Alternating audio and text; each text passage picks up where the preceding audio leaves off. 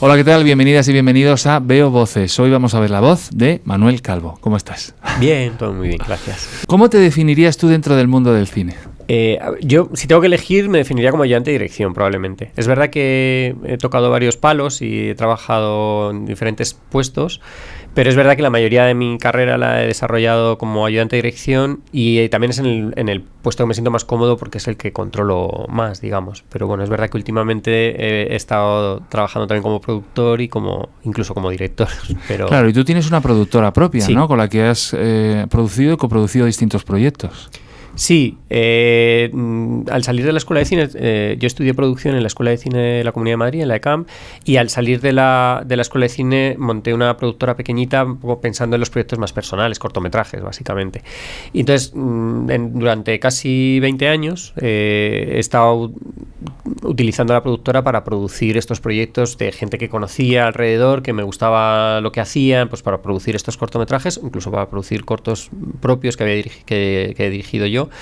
Y entonces, bueno, pues digamos que ha sido casi un hobby. Es verdad que a lo largo de todos estos años sí he tenido oportunidad de coproducir minoritariamente en algunos proyectos más grandes o largometrajes como Planeta Asperger, un largometraje documental, o La herida, el largometraje de Fernando Franco, pero es verdad que la actividad fundamental de la productora ha sido el cortometraje. Y bueno, es verdad que pero ahora tienes un largo, ¿no? Ahora tenéis... Sí, es verdad que el último proyecto que hemos hecho es un largometraje que se llama Cinco lobitos, dirigido por Alauda Ruiz de Azúa, que en realidad es una de las directoras con las que he ido trabajando todos estos años produciendo sus cortos, y de una manera más o menos natural hemos terminado pues haciendo este proyecto juntos, su primera película, digamos. Bueno, y tú eres ayudante de dirección en películas muy famosas, muy reconocidas, con directores muy grandes, ¿no? O sea, Isabel Coixet, Pedro Almodóvar, también ha estado con Fesser, ¿no? Uh-huh. ¿Tú crees que la gente sabe lo que es ser ayudante de dirección? Porque yo estoy seguro que no. Yo también estoy seguro que no. Porque yo no tenía ni idea, antes de empezar a serlo, prácticamente de meterme en la escuela de cine, no tenía ni idea de lo que era una ayudante de dirección. Cuando veía películas y veía que me gustaba y quería dedicarme a ello y estudiar cine, jamás pensé en la figura de la ayudante de dirección. Nadie lo hace, porque bueno, es verdad que aparece ahí unos créditos y se ve primera ayudante de dirección, segunda ayudante de dirección, pero nadie sabe lo que hace.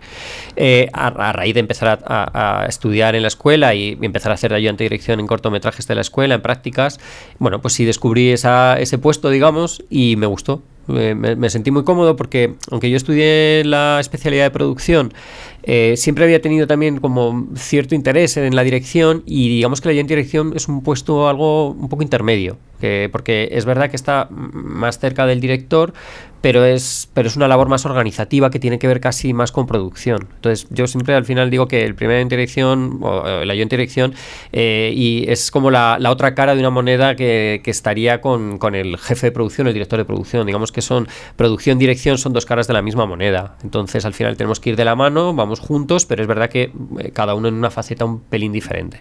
¿Y por qué te gustó la ayudantía de dirección? Y ahora vamos a profundizar un poco, porque yo he estado en muchos rodajes cuando hacía el programa de cine y casi siempre yo conocía más al ayudante de dirección que al director. Ya nos explicarás tú por qué. Sí, o sea, digamos que la ayudante de dirección, así hablando un poco básicamente, intenta liberar al director de una parte organizativa del trabajo para que el director se pueda centrar en la dirección de actores y en la planificación o en la narrativa audiovisual de cómo querer contar su película, si es una película. Y entonces nosotros nos encargamos, por un lado, de organizar qué se rueda y cómo rodar la película, el plan de rodaje, básicamente, entre otras cosas. Luego también pues de supervisar que todos los elementos que el director necesita para rodar una secuencia con un plano concreto estén el día que tienen que estar, que estén los actores que tienen que estar, que estén vestidos y maquillados de la manera que tienen que estar, que estén los elementos de atrezo que tienen que estar, si hay efectos especiales, si hay la luz que hace falta. O sea, digamos que nosotros nos encargamos de hacer un desglose en el que vemos qué necesidades de de rodaje hay, y luego no es que nos encarguemos nosotros de que esas cosas estén físicamente, luego cada departamento se encarga de que lo suyo esté, pero nosotros supervisamos que todo lo que hace falta para rodar un plano concreto esté el día que tiene que estar y a la hora que tiene que estar. Claro, si falla, por ejemplo, una actriz cuando vas a rodar una secuencia, aunque fuera responsabilidad de otra persona, si no la has supervisado tú, al final es el ayudante de dirección el responsable de que haya Claro, por ejemplo, las citaciones de los actores son responsabilidad del equipo de dirección. Entonces, si un actor no está a la hora que tiene que estar listo, pues sí, es culpa mía. O sea que es un estrés que te cagas, porque en el fondo casi todas las cagadas posibles en un día de rodaje, ¿no?, que es perder dinero si hay algo que no funciona, tú las tienes que haber supervisado, tienes que conocer de dónde viene el problema, ¿no? Sí, es un puesto que sí que está sometido a bastante presión, porque hay una presión, digamos, una que te viene por el lado de dirección, digamos, del director o de la historia que se quiere contar en las mejores condiciones posibles, y hay otra presión que viene del lado de la producción, de los productores, de contarlo de la manera más económica posible.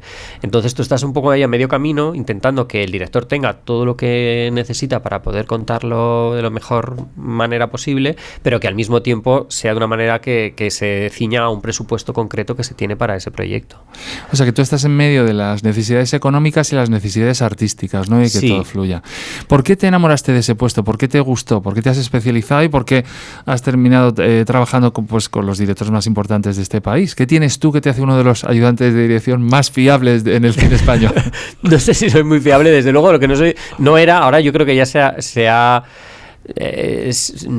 hecho más habitual el perfil de ayudante de dirección que puedo representar yo o en el que yo me siento cómodo, pero es verdad que no era el perfil más habitual en el momento que empecé a hacer ayudante de dirección, porque es verdad que sí ha sido una figura toda la vida relacionada con una personalidad un poco militar o de sargento de hierro, un poco gritón en el set, de tener a todo el mundo en tensión para conseguir que las cosas funcionen y vaya todo como fluido, ¿no?, el rodaje.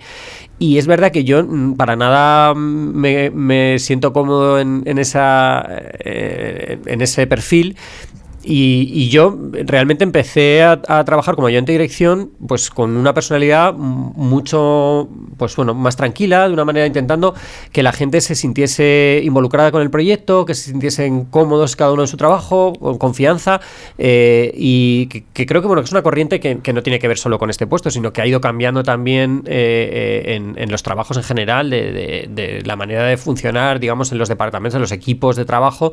Creo que la gente funciona mejor pues si le tratas bien que si le tratas mal, en principio, porque se eliminan unas tensiones que probablemente lo que hacen es que esa tensión generen errores de la propia tensión del momento. Entonces, claro, es esto que no era lo tan habitual, o que seguro que había antes que yo muchos más, y es verdad que al mismo tiempo que yo había otros, que no es que sea el único, pero quiero decir que es verdad que no era lo más habitual en ese momento, hace 20 años, pues poco a poco se ha ido ganando su hueco, y por lo menos con un tipo de perfil de directores que tienen muy claro lo que quieren y que no necesitan a nadie alrededor que esté gritando todo el rato y provocando una tensión innecesaria muchas veces, pues yo creo que les funciona un perfil de ayudante de dirección pues que sea con un perfil más bajo, más en segundo plano, que lo que haga es organizar el set, que todo esté como tiene que estar, pero sin necesidad de hacer grandes aspavientos. Yo siempre había oído hablar que la ayudante de dirección,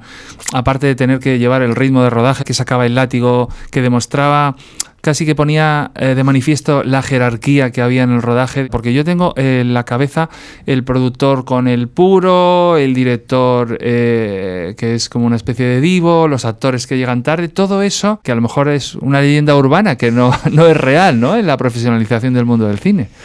Sí, yo creo que todo eso se ha suavizado. Habrá excepciones y seguirá habiendo algún productor de puro y algún director divo, pero en general yo creo que la gente se ha dado cuenta de que las películas se hacen en equipo y que la única manera de que, o no la única, o la mejor manera de que salgan bien es trabajando en equipo.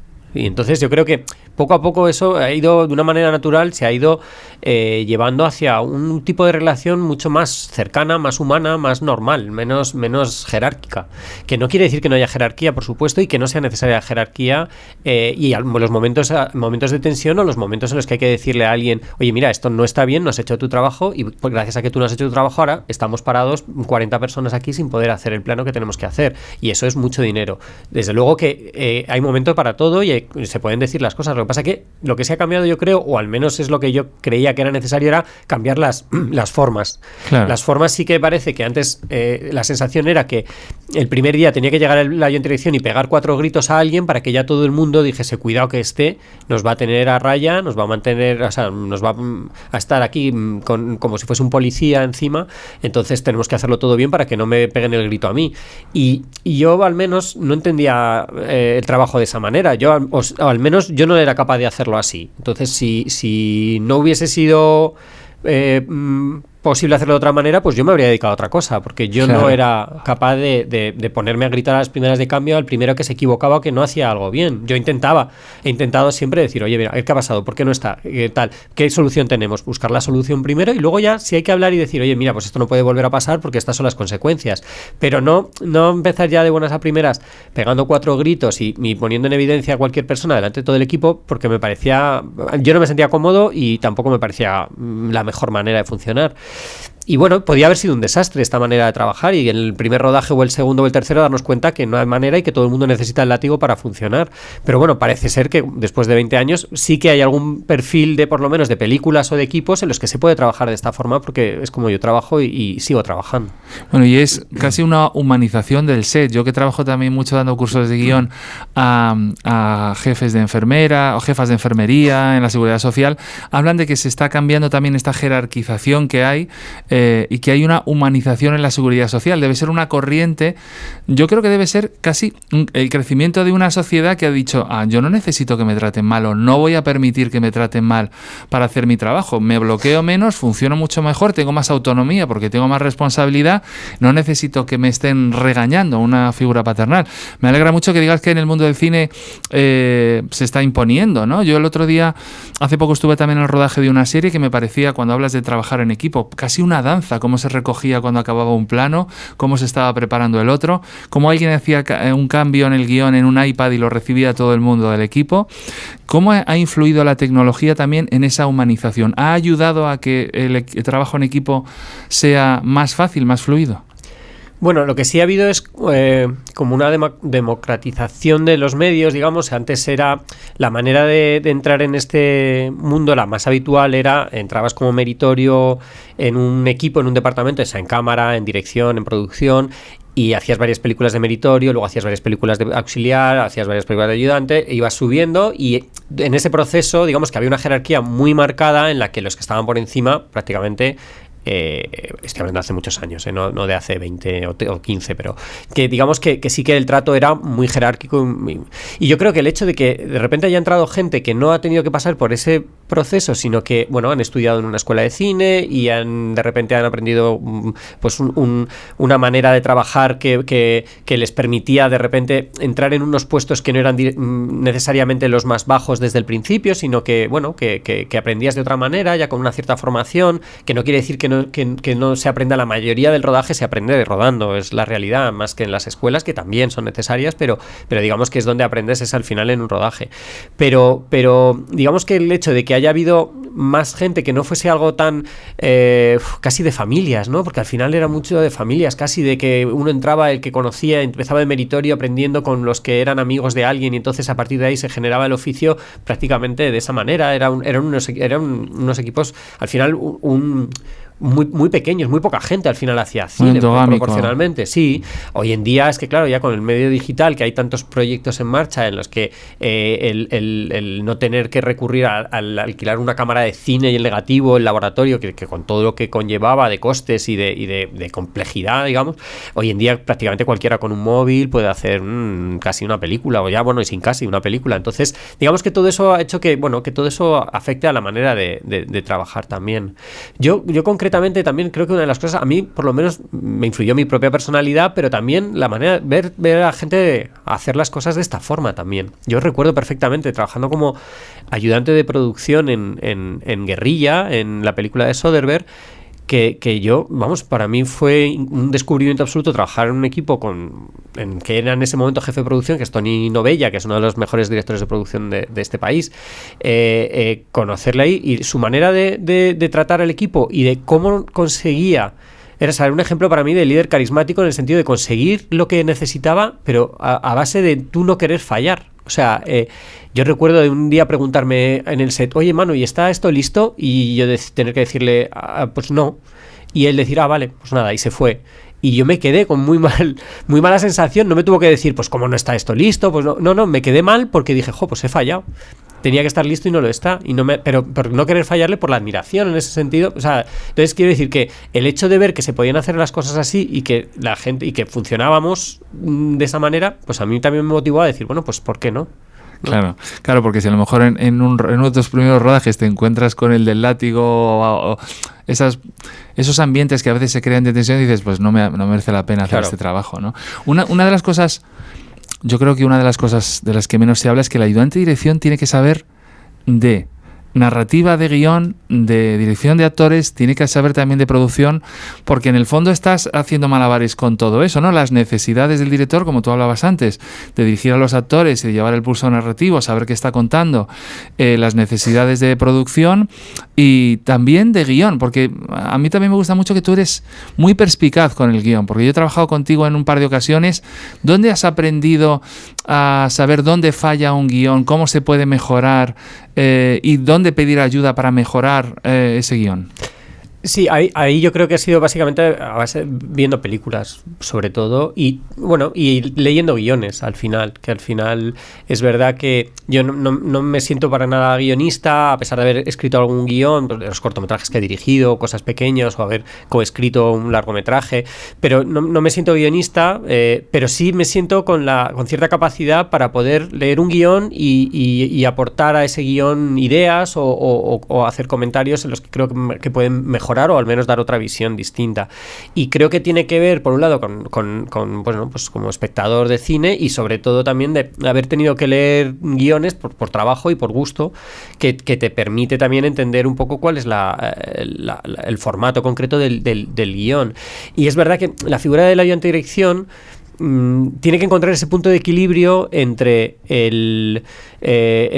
la parte creativa narrativa del director, de entender hasta qué punto algo es necesario, no es necesario y ser capaz de valorarlo y no pensar solo en tengo que cumplir el plan de rodaje, no, es que si hace más planos, es que si rueda esta secuencia, es que claro, es que entonces ya no vamos a cumplir el plan porque se está, ¿sabes?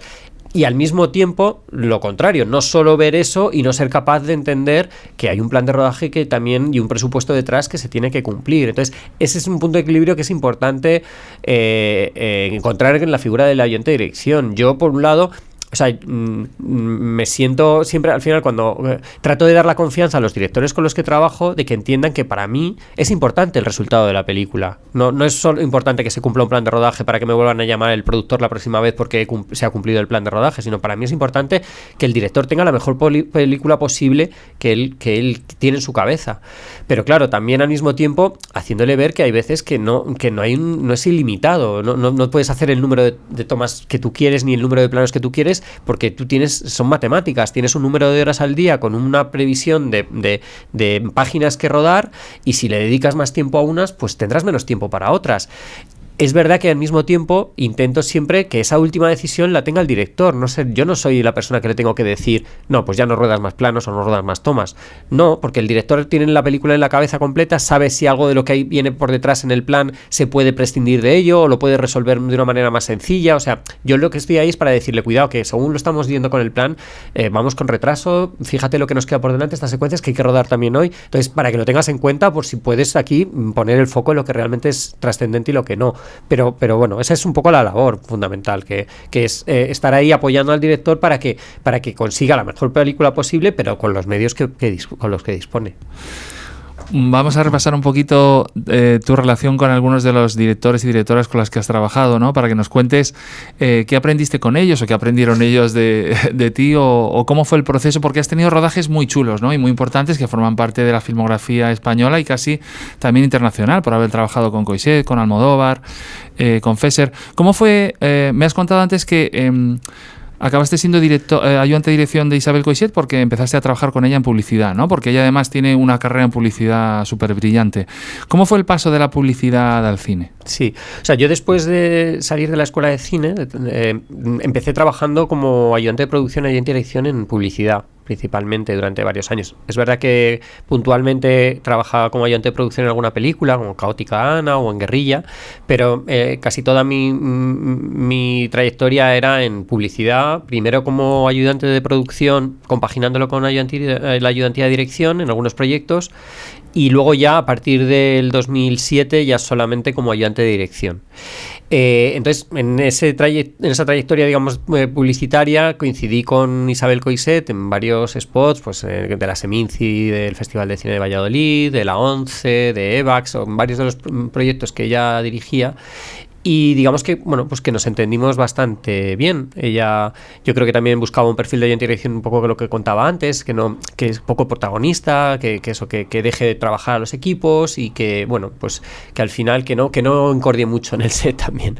Y creo que nos entendimos bien y a raíz de el siguiente proyecto que estaba preparando en ese momento, que era Mapa de los Sonidos de Tokio, yo justo había rodado con ella también un spot poco antes de que ella estuviese terminando de cerrar el equipo y coincidió que yo me fui unos meses a Canadá porque quería mejorar mi inglés y tal, y estando allí pues me escribió que tenía ese proyecto entre manos y que si me quería ir con ella de ayudante de dirección de primero.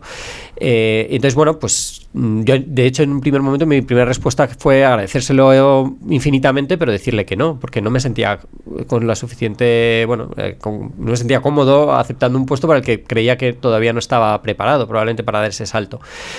Lo que pasa es que insistió, me volvió a escribir y me dijo, me explicó que había otro ayudante de dirección en paralelo japonés que iba a estar más centrado en la parte del equipo local de allí y que yo iba a estar de coayudante de dirección, de primer ayudante de dirección, junto con este otro ayudante de dirección japonés, y que iba a estar, bueno, pues que mi labor iba a ser más de enlace con ella y con el equipo español que viajábamos. ¿Y tú aprendiendo inglés a saco? Porque el japonés a lo mejor... el japonés no me daba tiempo. Y entonces, pues la verdad es que después de pensarlo, pues le dije que sí, me lancé un poco, fue un poco salto al vacío y me lancé. Y la verdad es que la experiencia fue increíble. O sea, yo se lo agradezco eternamente, por supuesto, a Isabel la oportunidad y la confianza. Y la experiencia fue buenísima, me encantó. Bueno, ya solo el poder estar trabajando 3 meses en Tokio, allí haciendo una película con un equipo casi el 70-80% japonés. Bueno, pues la verdad es que fue una experiencia increíble. Y salió todo pues bastante bien. Yo también me sentí más respaldado por el hecho de que junto a mí había otro ayudante de dirección que también estaba, bueno, pues que hacía un poco la labor más de organizar la parte del rodaje con el equipo japonés. Y también aprendí, entonces quiero decir que fue como lo soñado, digamos. A raíz de eso sí que, bueno, pues ya me empezaron a surgir más oportunidades para trabajar como ayudante de dirección. Y el siguiente paso fue Toni Novella, esta persona que este director de producción del que hablaba antes, con el que había coincidido en Guerrilla, estaba preparando una película que se llama The Way, sobre el Camino de Santiago, que dirigió Emilio Estevez, director americano, con Martin Sheen de protagonista, y estaban buscando ayudante de dirección. Y entonces, bueno, pues se acordó de mí, que no sé muy bien por qué, nunca le he preguntado cómo se le ocurrió llamarme, porque es verdad que yo tenía muy poca experiencia como ayudante de dirección como primero. Sí había hecho mucha publicidad, pero como primero de dirección solo había hecho esa película y luego otra un poquito más pequeña. Me llamó para entrevistarme con el director y el productor americano y bueno, pues salió bien la entrevista. Creo que vieron a 2 o 3 más y por lo que sea, pues decidieron que yo era la persona que querían que hiciera la peli. Y la verdad es que también igual pues fue una experiencia también en estos momentos que estás hipermotivado, o sea, que estás que no te lo crees, que para ti es un sueño el estar haciendo esas películas, pues no sé, la verdad es que salió todo genial. Además con Emilio Estevez y Martin Sheen, que para mí es el presidente de Estados Unidos, ¿no? Por el ala oeste de la Casa Blanca. Total. Emilio Estevez, que es su hijo, ¿no? Sí, es el hijo de Martin Sheen. Sí, porque luego está el hijo este que tiene tantos problemas. Sí. Pero de ese hablaban menos. Sí. Bueno, hiciste The Way. Son proyectos como internacionales, ¿no? Sí. Empezaste trabajando en Tokio como primer ayudante de dirección y luego aquí, ¿no? En España, pero con un director norteamericano, ¿no? ¿Notas diferencia? Porque yo creo que ya se han estandarizado mucho a lo mejor los procesos de rodaje. ¿Notas mucha diferencia rodando con equipos internacionales que con los nacionales? No especialmente. Yo creo que cada vez hay menos diferencias. De hecho, en Guerrilla, que no estaba de ayudante de dirección, sino estaba de ayudante de producción, recuerdo, las fiestas de fin de rodaje, al final la gente, pues está todo el mundo eufórica. Pero recuerdo el equipo americano de cámara, un ayudante de cámara de Soderbergh, que había hecho, tropecientas películas hiper conocidas, que hablando con él en la fiesta de fin de rodaje, realmente me dijo, o sea, es de los mejores equipos de producción con los que he trabajado en mi vida. Estaba muy impresionado con cómo había funcionado el equipo de producción de aquí. Y realmente en ese caso, en esa conversación en concreto, me lo creo. O sea, quiero decir que creo que lo decía con sinceridad, que no es lo típico por quedar bien. Y realmente creo que fue así. O sea, creo realmente que en ese caso concreto, en ese proyecto, el equipo de producción funcionó fenomenal.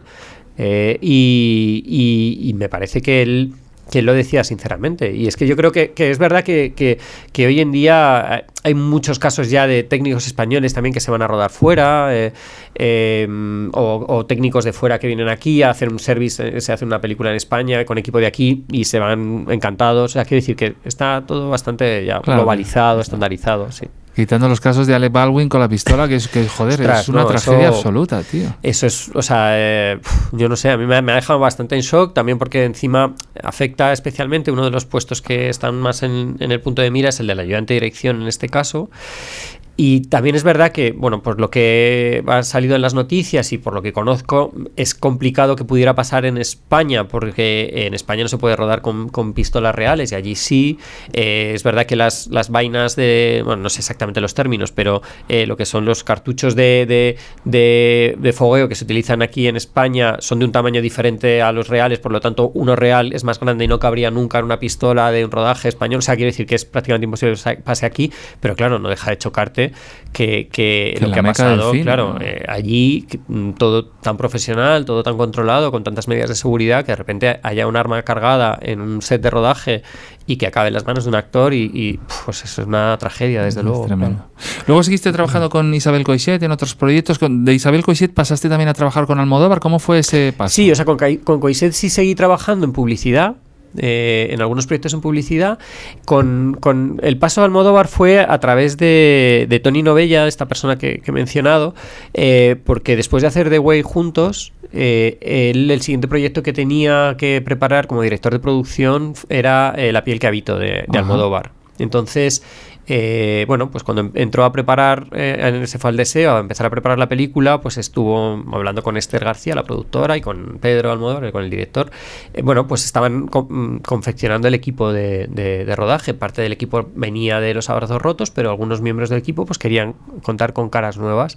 Entonces, pues Toni habló de mí, allí a Esther y a Agustín y a Pedro, y entonces, yo recuerdo estando, que me pilló en Venezuela, todo me pilla afuera, pero pero estaba rodando un anuncio en Venezuela en ese momento y recibí la llamada de Esther que, pues que quería que nos conociéramos porque tenían un proyecto entre manos y querían pues conocerme y ver si encajaba.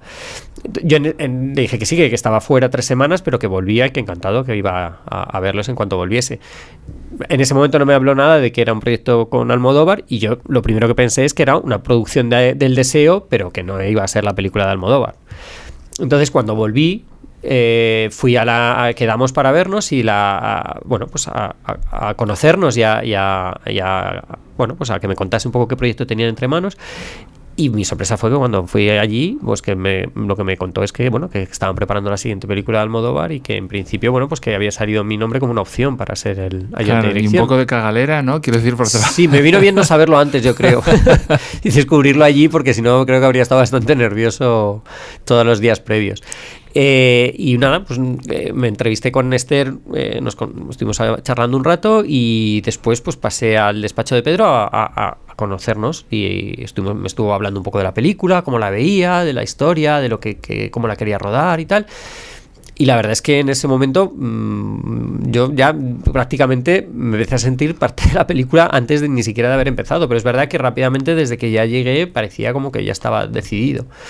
Y la verdad es que, bueno, sí, pues pocos días después me dijeron que sí, que contaban conmigo para el proyecto y que entonces, claro, bueno, pues que iba a hacer la piel que habito.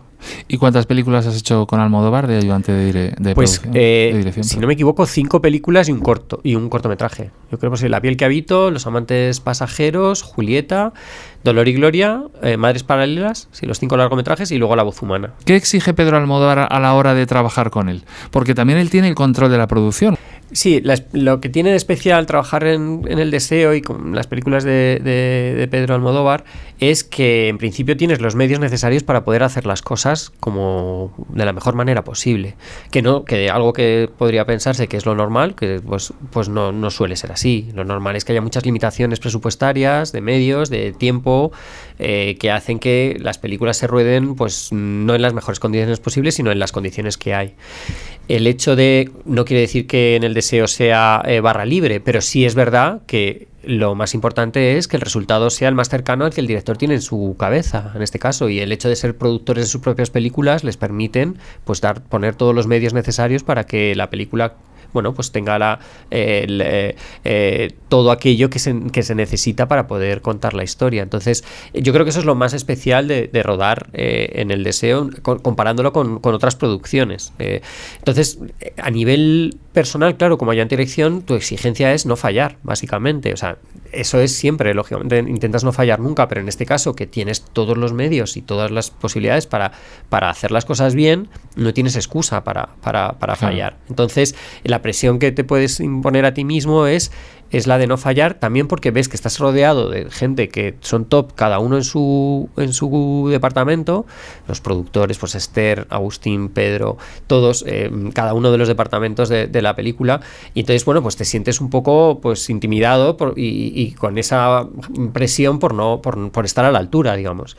Entonces, bueno, a mí me parece que una de las cosas que más me sorprendió es eso, el hecho de poder contar realmente con, bueno, pues normalmente tú llegas a un proyecto y te dicen como ayudante de dirección el número de semanas que tienes para hacer un plan de 6 semanas, de 7 semanas. Y en El deseo te dan el guión y te dicen, haz un plan de rodaje, a ver cuántas semanas te salen. Entonces ya es una pequeña gran diferencia nada más llegar. Entonces si hacen falta 13, se rodarán 13, y si hacen falta 10, se rodarán 10. Por supuesto, cuantas menos mejor, porque cada día de rodaje es muy caro, y si se pueden hacer en 10 en vez de en 11, mejor. Pero si hacen falta 11, se harán en 11. ¿Y qué has aprendido? Hablabas de que en las películas de Pedro Almodóvar, bueno, los equipos eran muy top. También los actores suelen ser actores muy reconocidos. ¿Cómo? Claro, yo supongo que es rodaje a rodaje. ¿Cómo te vas relacionando con el mundo de los actores? Que es un mundo vulnerable y frágil en el sentido... No quiero abundar en el tópico, pero sí son... El mundo del actor, que también lo conozco muy bien, y además trabajando en películas de ese nivel, con Pedro Almodóvar, te expones mucho, también te piden mucho, y trabajas con una materia muy intangible que son las emociones, cómo llegar a cámara, cómo traspasar la pantalla. ¿Cómo te relacionas también con los actores para que ellos den lo mejor de sí mismo durante el rodaje? Aparte de que Pedro Almodóvar en este caso les estuviera dirigiendo, pero hay una como... Sí. Antes de que entren con Pedro tienen que estar muy tranquilos, ¿no? Sí, o sea, desde luego ahí el peso absoluto de la dirección es de Pedro y vamos, lo hace mejor que nadie, con lo cual ahí no hay nada que añadir. Yo lo único que alguna vez sí, y es puntualmente, porque luego depende de la personalidad de cada actor y cada actriz y realmente hay quien lo necesita algo o un poco o mucho y otros no lo necesitan para nada.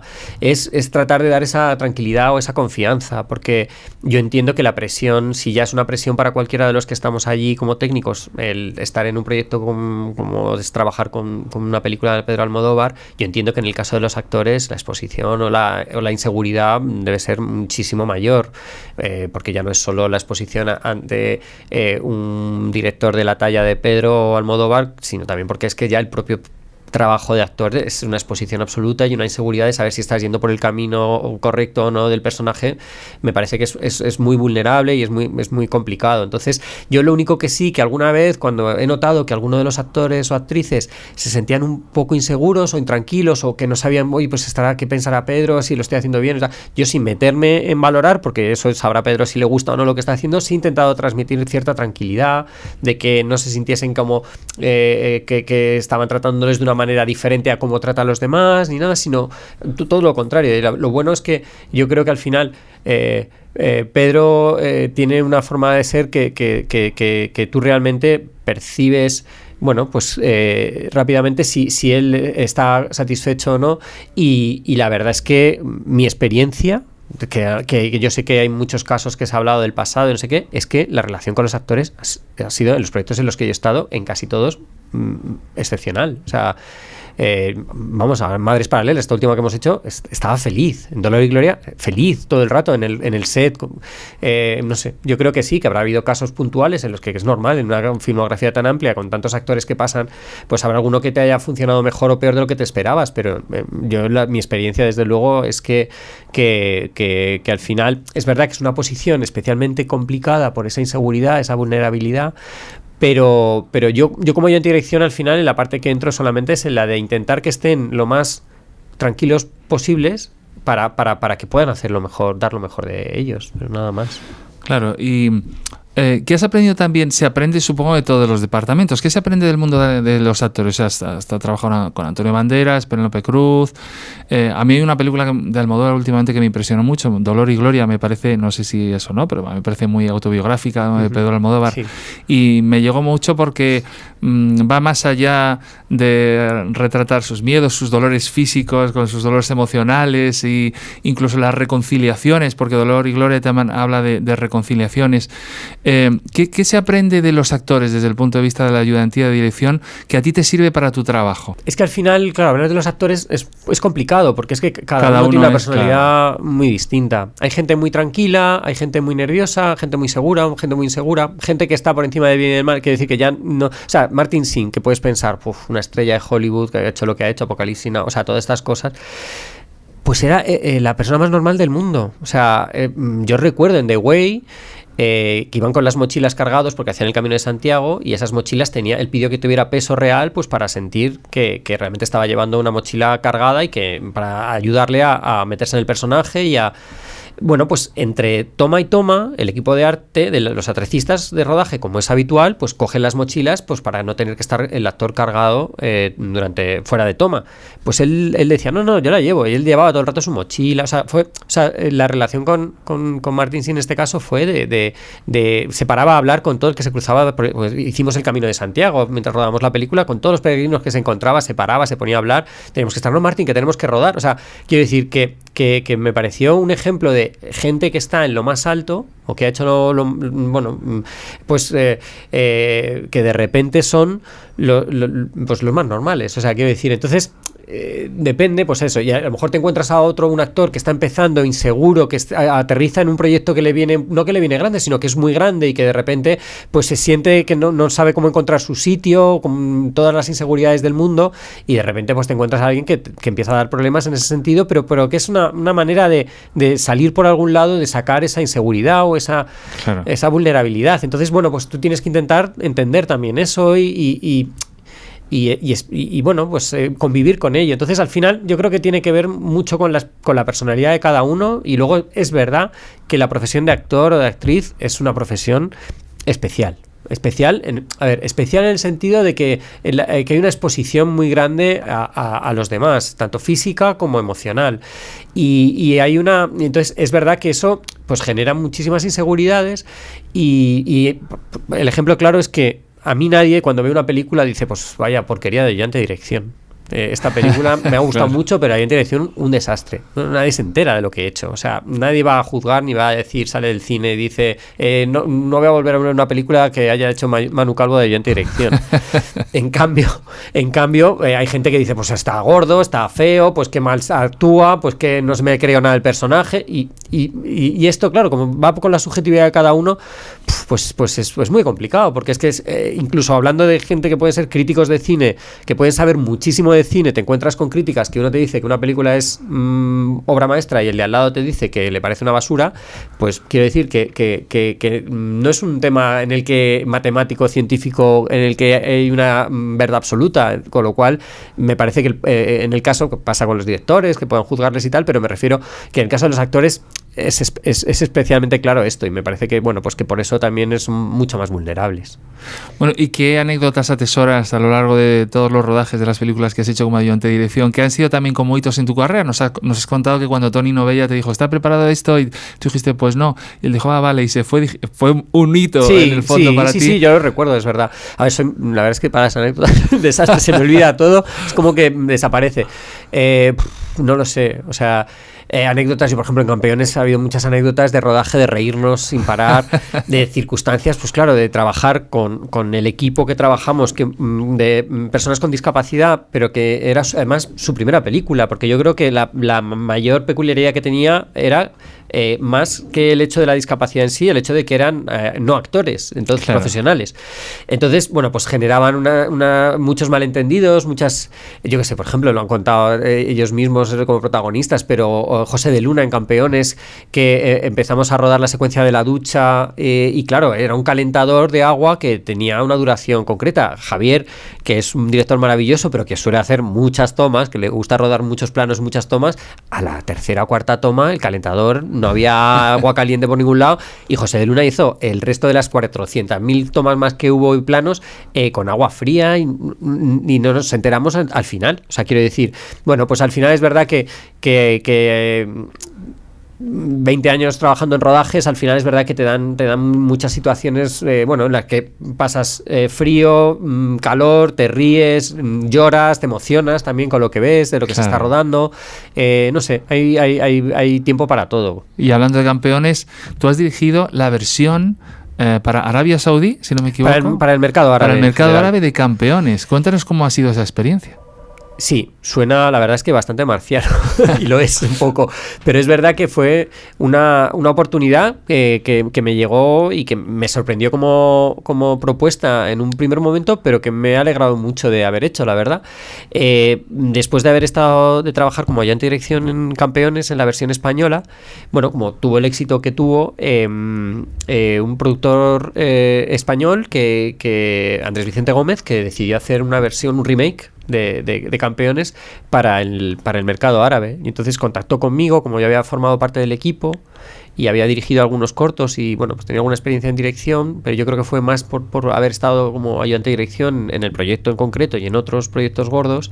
Me llamó y entonces nos reunimos, estuvimos hablando del proyecto y bueno, pues tuvimos varias reuniones previas y bueno, terminó saliendo adelante la historia.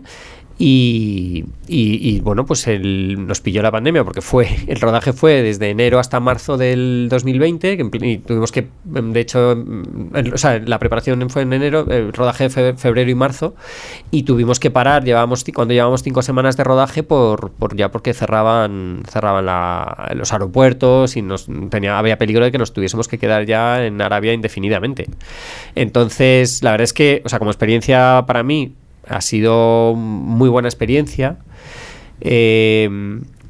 Claro, nunca terminabas de perder la sensación de es todo muy extraño, porque claro, era trabajar en una película, en un idioma que no conozco, una cultura que no conozco. O sea, sí viajé varias veces previamente para coescribir el guión, para hacer un poco la versión, la coescribieron unos guionistas saudíes, que luego tú interviniste también en ese guión, y digamos que tuve que hacer algunos viajes allí para empaparme un poquillo del país y de la cultura, para saber que, bueno, pues por dónde debíamos llevar un poco la historia.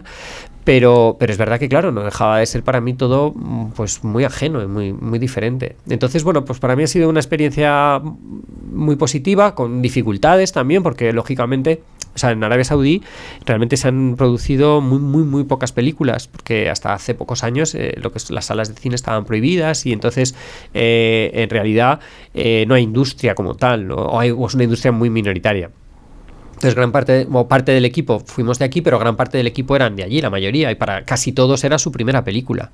Entonces, bueno, pues eso genera ciertas dificultades, bueno, también de diferencias culturales, de entender la profesión o la vida incluso, pero en general de adaptarnos nosotros allí, porque lógicamente nos pasó también el proyecto de Japón. Si vas a rodar a Japón, tienes que adaptarte un poco allí, no puedes tratar de imponer tu manera de trabajar de aquí, porque tú eres en la parte minoritaria allí, y aquí pasa un poco parecido, o sea, nosotros tendríamos que tratar de adaptarnos un poco también allí, pero no sé, la experiencia en conjunto al final ha sido positiva y yo estoy contento. El resultado de la película, bueno, pues yo estoy bastante satisfecho. Ay, qué ganas de verla tengo muchísimas ganas de verla, además porque yo vi el proceso también de casting, que era complicado, también había parte de producción inglesa, ¿no? O sea, que era un proyecto, a mí me pareció un proyecto, porque hacer el remake de Campeones, una película que yo también conocía mucho porque mi suegro Juan Margallo tenía un personaje, y bueno, porque luego la vi muchas veces, en otra cultura, incluso cómo se trataba el papel de la mujer, intentando que fuera un poquito más activo socialmente. O sea, me parece me parece incluso que puede abrir puertas, ¿no? para que el mercado árabe, como tú dices, de repente nos empecemos a alimentar de él y él del occidental. Sí, ahora que decías lo de abrir puertas, a mí la motivación mayor para hacer el proyecto también fue un poco ver qué supuso Campeones aquí en España. O sea, aquí en España de repente dio una visibilidad a las personas con discapacidad, a toda la gente que está detrás de instituciones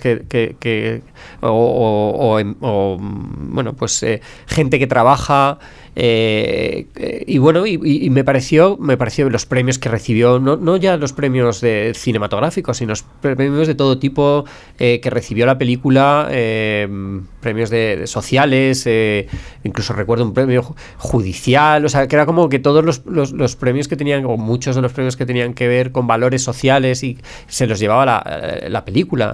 Entonces me pareció que fue una manera increíble. Se hizo un trabajo que llevan haciendo instituciones, asociaciones, organismos que llevan años y años por visibilizar la situación de las personas con discapacidad y mejorar su vida.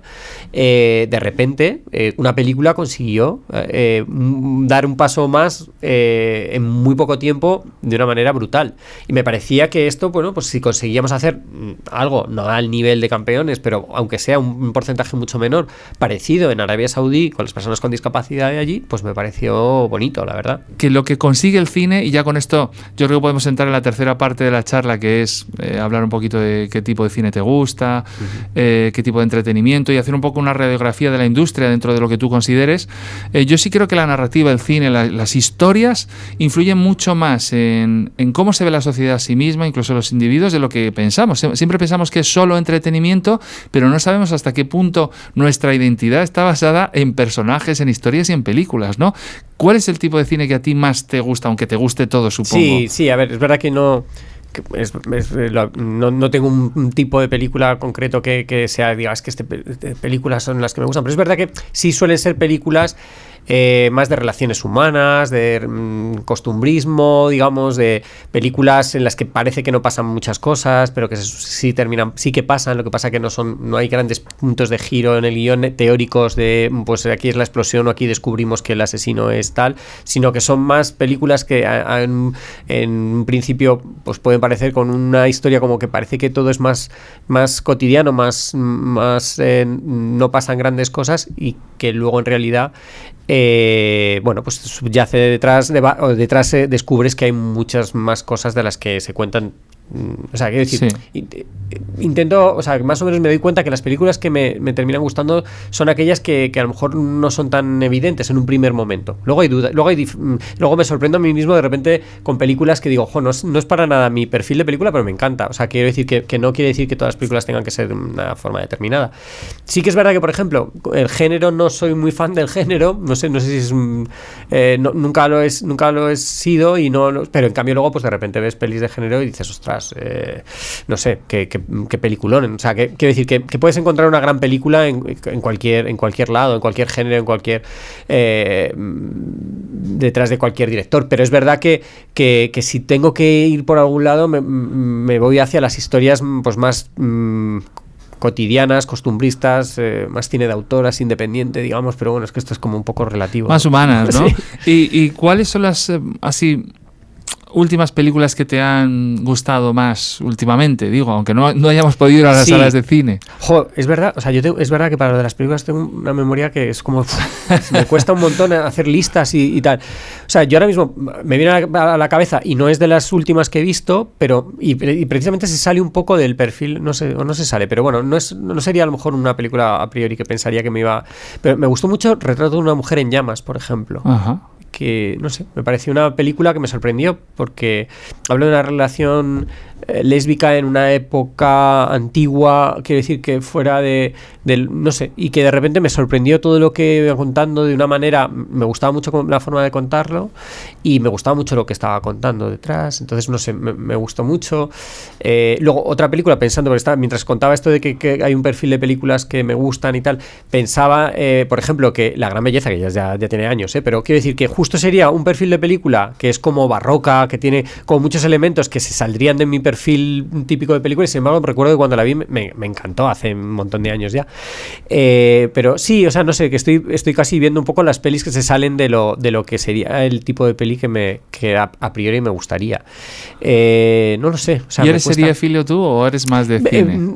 Estoy empezando a seguir ahora más series, pero es verdad que no sigo decantándome más por el cine que por la serie. Sí me gustó mucho Antidisturbios, por ejemplo. Es una maravilla, Antidisturbios. Sí, es de las series así que también que he visto que últimamente está también ya es del año pasado, o no sé si más incluso, pero sí del año pasado. Yo creo que es de las series que sí que realmente he dicho, ¡jo! Qué buena, qué bien los personajes, qué bien contado. Algo que me pasa un poco lo mismo. A priori piensas, una película sobre policías antidisturbios, no sé qué, me va a interesar. Pues me encantó. Claro, yo creo que Antidisturbios habla de la cutrez de España. O sea, sí, totalmente. Habla de la cutrez. Además, yo es que soy muy fan también de Rodrigo Sorogoyen, de Isabel Peña, y yo decía, ¿cómo incluso la dirección de arte, los sitios en los que trabaja, las pegatinas que tienen? Y luego yo creo que esa manera en la que parece que el diálogo está improvisado, porque a lo mejor te dan cancha al actor para que improvises un poco. Es maravillosa esa serie, y yo creo que series como, bueno, o por ejemplo La Casa de Papel es género puro, pero que ha puesto a España también bueno, es que de hecho La Casa de Papel, cuando llegué allí a Arabia Saudí, es que estaba en los carteles que estaban donde se anunciaba, estaba copado por La Casa de Papel, y todo el mundo, cuando dices que eres español, hablaban del Madrid, del Barça, de fútbol y de La Casa de Papel. Es impresionante, o sea, lo que ha conseguido esa serie a nivel internacional, la visibilidad para una serie española, es increíble, realmente. ¿Y tú cómo ves hacia dónde va? Ya sé que no eres adivino, pero sí, a lo mejor nos puedes hacer un poquito una radiografía de cómo ha ido cambiando el cine español y el cine internacional desde la aparición de las plataformas, ahora con la cantidad de producciones que hay de series, con las nuevas plataformas. ¿Ayuda al cine o solo ayuda a las series? A ver, sí es verdad que ahora estamos viendo un momento en el que hay mucho trabajo. Sí, o sea, también hay mucha gente que tiene, o sea, hay gente que al final, pues bueno, como somos muchos, pues también habrá gente que no tenga tanto trabajo, pero quiero decir que es verdad que sí que hay muchas producciones. Las plataformas han traído en ese sentido mucho trabajo. Lo que pasa es que también es verdad que estamos en un momento en el que las taquillas están como están muy, o sea, que realmente el peso que tenía antes una taquilla en la recuperación de una película o en la amortización de una película era enorme, porque ya no solo era el dinero que entraba de la propia taquilla, sino la importancia que le daba esa película de cara a venderla luego a televisiones o lo que sea. Bueno, pues digamos, y las ayudas estaban condicionadas. Bueno, digamos que toda la parte de lo que es las salas de cine tenía un peso que hoy en día, por desgracia, ya no lo tiene. O sea, encima la pandemia pues ha ahondado en esta crisis y la ha llevado pues, a los niveles más graves y realmente está muy tocado. Está ahora a ver si empieza a levantar cabeza de nuevo la taquilla, pero sigue habiendo taquillas que comparativamente con las de hace unos años, semanalmente los números son irrisorios. Entonces, claro, eso ha hecho mucho daño al cine por esa parte, digamos. Es verdad que, por otro lado, el tema de que las plataformas estén apostando por las producciones, pues abre un camino por ahí. Pero es cierto que, claro, que una plataforma no deja de ser una empresa y una empresa busca el resultado, como es normal. Y entonces, al final, pues los proyectos en los que se van a embarcar son proyectos que principalmente se van a centrar en el público al que van dirigidas sus plataformas. Entonces, como es lógico, o sea, no es una crítica, es una realidad. Hay que ver qué hacemos con esas películas que no encajan dentro del perfil de una plataforma, pero que al mismo tiempo son necesarias, porque también generan pues cultura, idiosincrasia de un país, o como queramos llamarlo, o autoría de contar cosas de una forma diferente, y prestigio y cultura, básicamente. Entonces, hay que encontrar ese punto de equilibrio. Para eso está, entiendo yo, las ayudas públicas y la televisión pública, las televisiones públicas, pero es verdad que el peso que están ganando o tomando las plataformas cada vez es mayor. Sí. Claro, yo es que tengo la sensación como espectador que desde que Marvel se ha comido el cine, porque a mí me encanta Marvel, lo que pasa es que son películas que olvido nada más verlas, pero hay algo como me gusta mucho el cómic y me gusta mucho la metáfora que tiene el superhéroe, que bueno, que es una metáfora peligrosa, ¿no? Me tomo la justicia por mi mano. Lo hablo mucho con mi hijo pequeño porque casi siempre nos salimos de las pelis de Marvel, pero luego yo me las veo porque cuando empiezan los 40 minutos finales de pelea no salimos, pero luego yo me las veo terminar, bueno, porque también soy un friki de los guiones y tal, pero sí creo que Marvel, el género, se ha ido comiendo al cine y que las plataformas... Hay una cosa que hace Netflix que es muy chula, que de repente te enseña una peli una serie hecha en Noruega que tú jamás habrías visto y que de repente te enganchas, o series alemanas, danesas. Hay algo que sí creo que hay una oportunidad. Lo que pasa es que casi siempre piden formato serie. Como creador nacional puedas acceder a contar las cosas, como dices tú, a tu manera, pero ya sin pasar por las salas de cine. No sé si a ti te da pena que las salas de cine, yo creo que son para películas evento, más que para... Sí, no, yo creo que va a quedar en eso, básicamente. La sala de cine va a quedar para el que quiera ir, o una de dos, o una película de evento tipo Marvel, que quieras verlo en una pantalla gigante, o a un estreno de una película concreto para un cinéfilo que espera el estreno de la película en una sala casi de arte de ensayo, una pequeña sala. Sí, o sea, creo que ya la gente, sobre todo a raíz de la pandemia y el consumo de las plataformas en casa y las televisiones gigantes, los proyectores y todo lo que hay, hace que al final la sala de cine a mucha gente no le aporte nada mucho más allá de lo que le puede conseguir en casa. Yo creo que al final, bueno, eso ya va con cada uno. Y es, o sea, quiero decir, y es así y habrá que aceptarlo. O sea, quiero decir que no hay... bueno, pues puedes tener cierta nostalgia porque, bueno, al final tendemos o yo al menos, a pensar en cómo yo me he criado, cómo yo he visto el cine, y entonces pues puedo pensar, pues qué pena que ya las salas de cine... Bueno, pues que cada uno la vea como quiera. Quiero decir que sí, a mí me puede apetecer verlo en una sala y voy a la sala y a otro le puede apetecer verlo en su casa y está fenomenal también. Entonces, sí, yo creo que al final que lo bueno es que haya variedad. Tiene que haber, lo ideal es que haya variedad y que existan, por supuesto, esas películas, franquicias gigantes para quien quiere eso y que tengan la oportunidad de poder verlo, y que también haya películas de otro perfil que también se puedan ver en algún sitio. O sea, si mientras haya un sitio en el que se pueda ver, ya sea una sala pequeña, pero claro, es que hablamos al final de ciudades como Madrid, Barcelona, pero ¿y qué pasa en las ciudades de provincia que no tiene, que se están quedando sin cines o que tienen, pues claro, ahí ya sí que esas personas, hay un grupo de gente que se está quedando sin una oportunidad de ventana de donde claro, por eso yo hablo de Filmin, por ejemplo, como un oasis para todas las películas de autor, sí. Y yo, que soy muy fan del cine, porque para mí el cine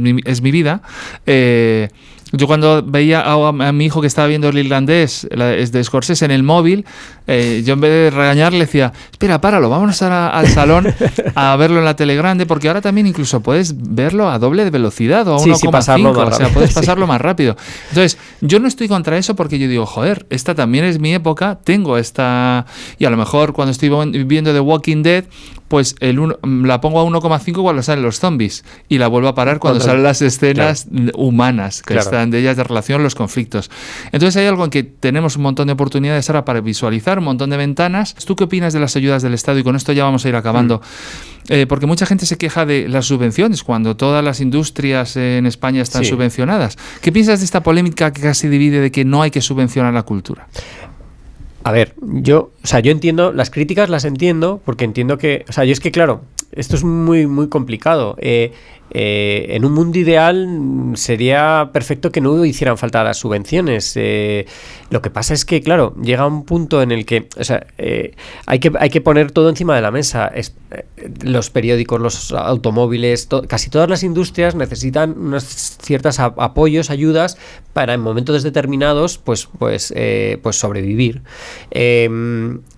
Que por el camino haya críticas de, bueno, es que claro, es que esto está subvencionado, es que la película la han pagado con dinero público, es que, bueno, sí, pero es que se paga eso y se paga casi todas las industrias, lo que hablábamos, los automóviles, los periódicos, casi todas las industrias al final tienen sus incentivos fiscales, sus ayudas, y lo que hay que ver es si son muchas, pocas, comparadas con qué, para qué se utiliza el dinero, cómo se justifican, etcétera, etcétera. Pero a mí el hecho de que existan como tal, pues es discutible, pero yo en concreto me parece que estamos hablando del cine desde un punto de vista en el que es una industria cultural, que es marca España también, que es claro. que igual que el Quijote hace que como libro que España sea más conocido y tenga una mejor imagen en el exterior, pues ciertas películas, que es lo que ya habrá que discutir, es pues cómo le dan una ayuda a esta película, si para mí no es nada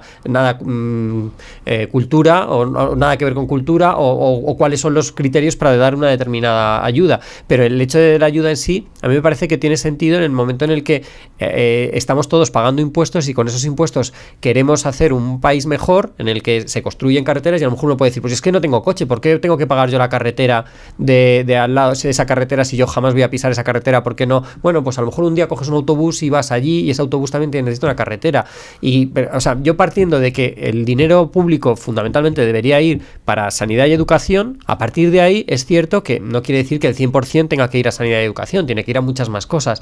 Dentro de ese reparto, lo que llega al cine es tan irrisorio comparativamente que me parece que es más demagógico las críticas más que reales, porque me parece que son cifras tan pequeñas comparativamente con el resto de industrias o con el resto de presupuestos o con el presupuesto general del Estado, lo que pueda ser dedicado a cine en concreto, creo que tiene más que ver con eso, con comentarios ideológicos más que reales, porque son cifras realmente que son muy pequeñas.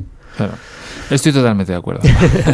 Ya para terminar, ¿qué te apetece hacer en el futuro? ¿Qué vas a hacer? ¿Qué proyectos tienes? ¿Y qué cosas tienes ahí? ¿Qué run tienes diciendo, oye, pues me apetecería también hacer esto que no lo he probado, si es que tienes? O sea, lo que me encantaría es poder seguir haciendo un poco lo que estoy haciendo ahora, que es compaginar diferentes labores en diferentes proyectos. Desde dirigir la película Champions, esta la versión, el remake de Campeones, luego lo siguiente que he hecho ha sido producir 5 lobitos, lo siguiente que tengo, entre medias, tuve como yo en dirección Madres Paralelas, o sea, para mí el mundo ideal sería ese, poder ir saltando de un proyecto a otro en un puesto diferente en función de las necesidades.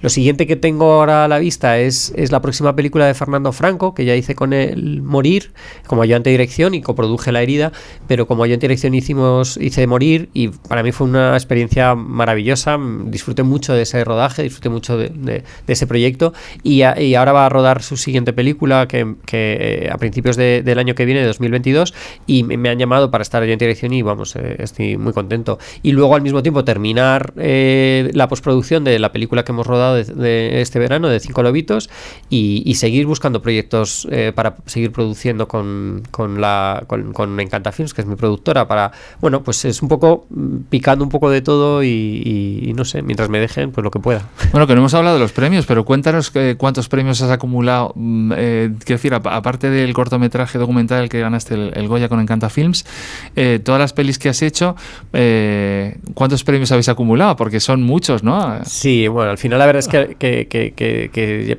se pierde un poco la cuenta. En cortometrajes sí sé que, no sé cifras, pero son más de 140, no sé cuántos premios con los diferentes cortometrajes que he producido. Luego La herida sí es verdad que se llevó 3 premios Goya, se llevó el premio especial del jurado de San Sebastián, que nos hizo especial ilusión, la verdad es que fue muy bonito. Ya estar en competencia en sección oficial en el Festival de San Sebastián y encima pues ganar premio, pues la verdad es que fue muy emocionante. Y bueno, yo qué sé, pues premios sí, pero bueno, o sea, es verdad que sientan muy bien cuando te los dan. Luego hay que saber vivir sin ellos, lógicamente, claro. Porque la mayoría de las veces no te los dan, pero es verdad que luego cuando te dan un premio pues te hace ilusión, claro, sí. Bueno, pues muchas gracias, Manu, me lo he pasado muy bien en la charla y espero que te sumas, que hagamos otra más, ¿no? Cuando estrenes más proyectos. Nos vemos en el estreno de 5 lobitos, ¿no? Que es lo que vas a estrenar ahora enseguida. Bueno, no enseguida. Sí, a ver, yo creo, o sea, sabemos que lo vamos a estrenar en el 2022, pero todavía no sabemos fechas. Estamos valorando un poco, a ver, un poco la estrategia de estreno y festivales, y en función de, bueno, de que pueda entrar en algún festival de los que estamos un poco interesados, pues el estreno irá también relacionado con ese estreno en festivales, claro. Pero no, gracias a ti, encantado, y cuando quieras aquí vuelvo. Genial. Feliz. Pues nos vemos a la siguiente. Venga, gracias. Venga.